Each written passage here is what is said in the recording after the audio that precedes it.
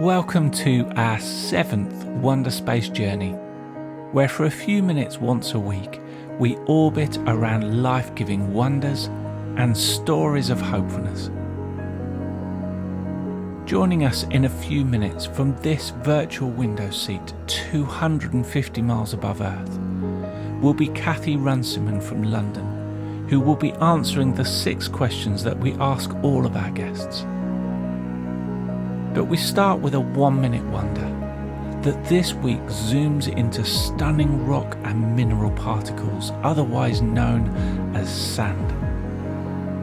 Academics at the University of Hawaii created a rough guide as to how many grains of sand there are on this earth, and have suggested that there are around 7 quintillion, 500 quadrillion grains of sand.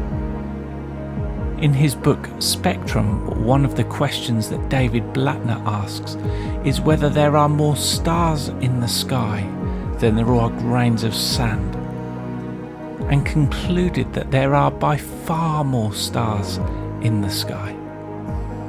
Finally, David blows the fuses by suggesting that there are more molecules in 10 drops of water than there are stars in the sky.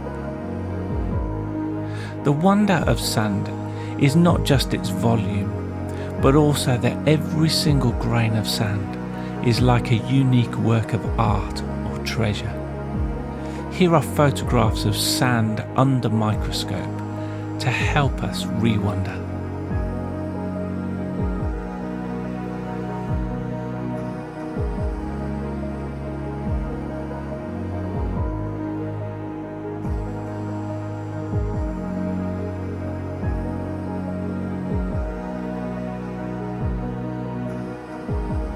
From this virtual window seat, we are joined this week by Cathy Runciman, and we start by asking which city or country she would like us to fly over and why.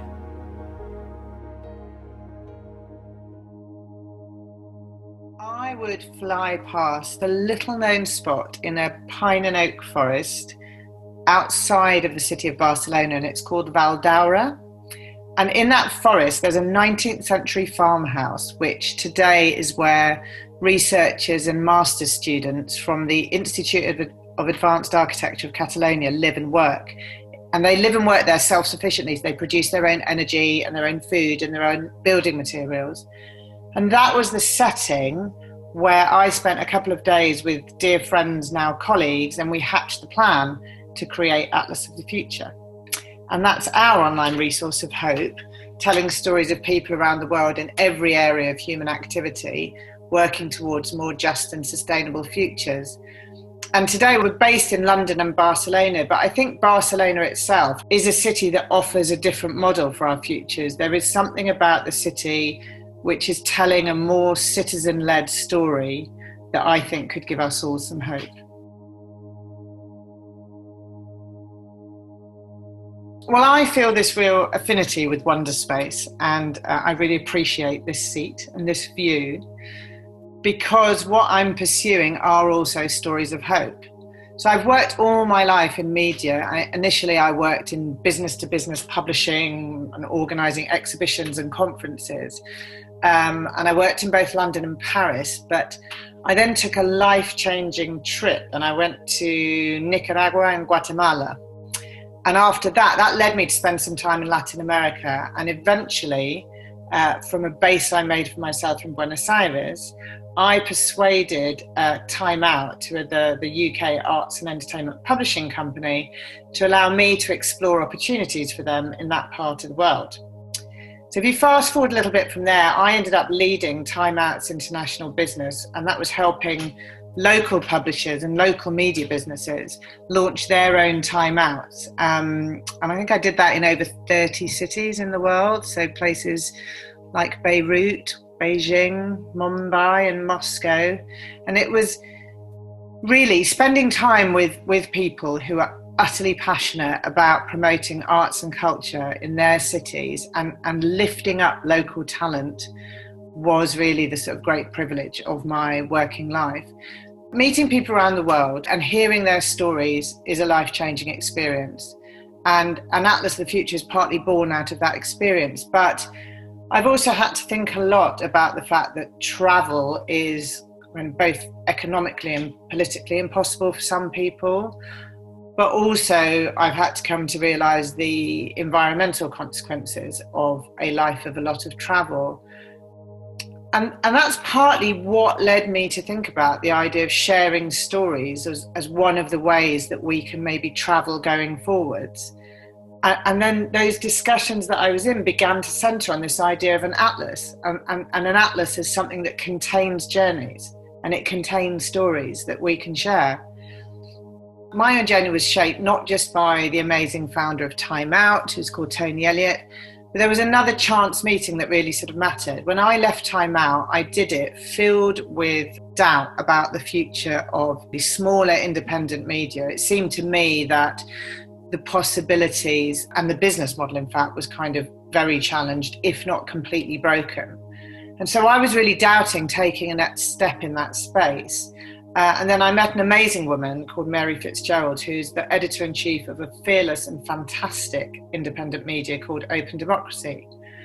And the brilliance and the resilience of that team, who I then went on to work with for some time, proved to me that there are other routes and that there is hope for a thriving independent media space, because it's filled with passionate people who are bringing important truths and stories to their audiences. So if you sort of travel back to Valdaura and that place in the pines, those experiences and those questions kind of crystallise in the creation of Atlas of the Future, our repository of stories of hope and wonder, and an event series that we've created alongside it called Fixing the Future. And both of those exist really just to celebrate the courage and the creativity of people who dedicate their talent and their energy to being part of solving the challenges that we collectively face.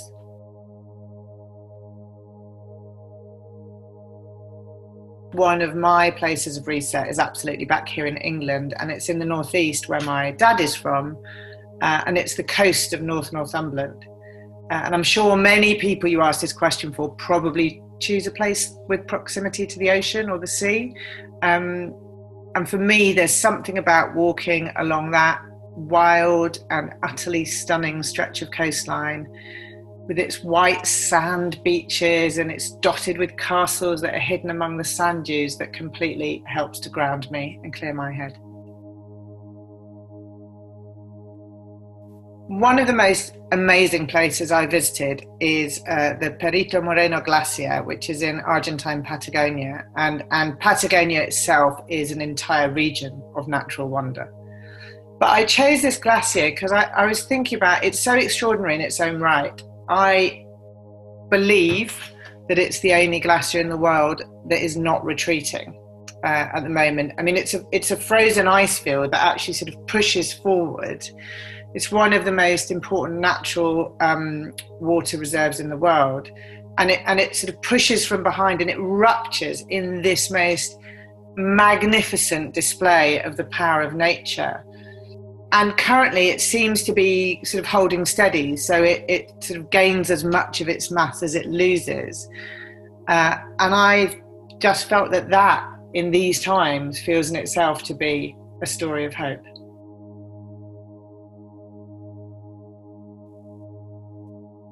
So I find it's nigh on impossible for me to be asked to select a single story of hope. I think on Atlas of the Future, we've got close to 1,000, and I'd love to share all of them. But I thought I would stay with this theme of storytelling, but I'm still going to cheat, and I'm going to pick two. And you're going to have to let me off. But I wanted to pick two collectives who I hugely admire. And one of them is called If Not Us, Then Who? And it's a collective of Indigenous filmmakers whose short films about their roles as guardians of the forests are completely compelling and vital. And the other collective is Commonwealth Theatre, based in Wales and also in Bradford. And it's led by two forces of nature who are Rhiannon White and Evie Manning. And I picked them because at a time when cultural life seems so threatened by COVID, Commonwealth are resolutely hopeful because their theatre doesn't require grand old buildings in city centres. they make radical activist theatre in spaces like boxing rings, in people's houses, in disused steelworks and in car parks. And they tell working class stories that need to be heard, and this pandemic won't stop them. So I wanted to share a current question that I'm holding, and again, it has this link to storytelling. So I've been seeking to better understand what I can learn from Indigenous teachings and wisdom, and I've been inspired recently by conversations with people from the coastal First Nations in British Columbia. And that's led me to think about how we could better tell what I'm calling in my mind species first stories, where that species is not us humans, but it's any of the other species that we share this fragile planet with. I would love to hear from others who are thinking about this, or to know of examples, because I believe that taking a backseat in the stories we tell and prioritising not only human endeavour, but in fact the endeavour of other species and their creativity and brilliance and survival feels very timely.